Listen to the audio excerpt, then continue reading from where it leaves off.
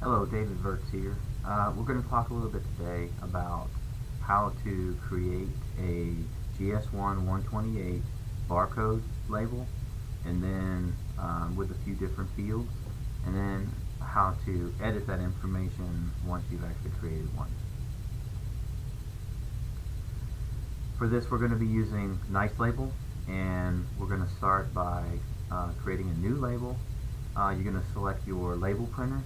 I'm just going to choose a zebra, and there are a bunch of other fields that you can set up the width and everything for the actual label. I'm just going to leave everything as a default so we can actually get right into creating this barcode. If you click the barcode option on the side of the screen and then click roughly where you want the actual barcode to be, it'll pop up a little wizard. The default for this is a code 128, and this is the thing that gets everybody. A barcode scanner can determine whether it's actually a code 128 or whether you're using an actual GS1 128 barcode font. So we're going to change this. If you click Define, and then under the GS1 section, if you scroll down, you'll see GS1 128. If you click OK, you'll see that it changed the barcode type to GS1 128. Click Next. These are all of the different fields that you can put in the barcode for a GS1 barcode. Now, typically, the customer is going to want their G10 number on the barcode, maybe a batch or production date, but all of these different codes are available for the GS1 128 barcode. We're going to start today with just two of them just to make it simple. So we're going to do G10, which is an 01 code. Click Next.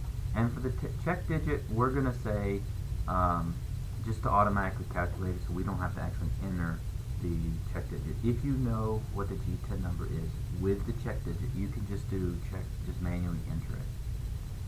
Click Next. And for our G10, we're going to tell it specifically what it's going to be, so it's going to be fixed. It won't be coming from a variable. So here, I don't have a specific G10 number I want to enter in. I'm just going to enter a bunch of ones. You would be entering in whatever the actual G10 number is. And then next, you'll see at the bottom. You'll see at the bottom, the G10 number is filled in 01, and then the actual 999 represents how long the G10 number field can be. Click Add, and the next one we're going to do is an 11 for production date. Now, this particular field could be a variable that you pull in for an actual date field, but for this example, we're just going to type it in. The format that it must be in is year, month, date. So we're going to do 171102. Next.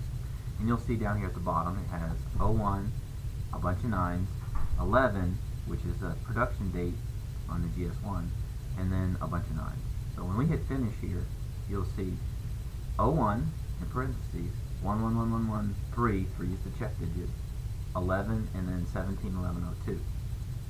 This particular barcode font, if you were to actually use your phone and scan it, you need to use a scanning program that can actually determine the difference between the code 128 and the GS128.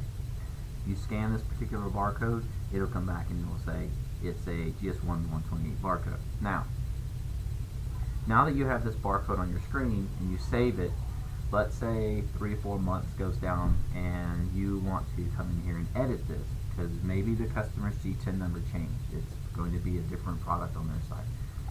So if you open this label back up, all you have to do to change it is double click on either the text or the human readable or the barcode. This will open up the properties for you automatically.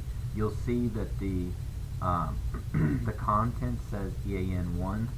If you just edit that, you'll see the two different GS1 identifiers that were entered originally. So if you want to change the G10 number, you just click on it and click Edit, and you'll see it still has G10 selected. Next, it still says Automatic Calculation. Next, Fixed, we still want to use, we want to type in the right G10. And so now the customer, maybe they changed it to a bunch of 2s. Next, you'll see here's a preview of the information. Finish. Okay. and you'll notice that both the human readable part and the actual barcode itself change. So that's all there is to creating a GS1 128 using NiceLabel and then going back and editing it. I hope this has helped someone.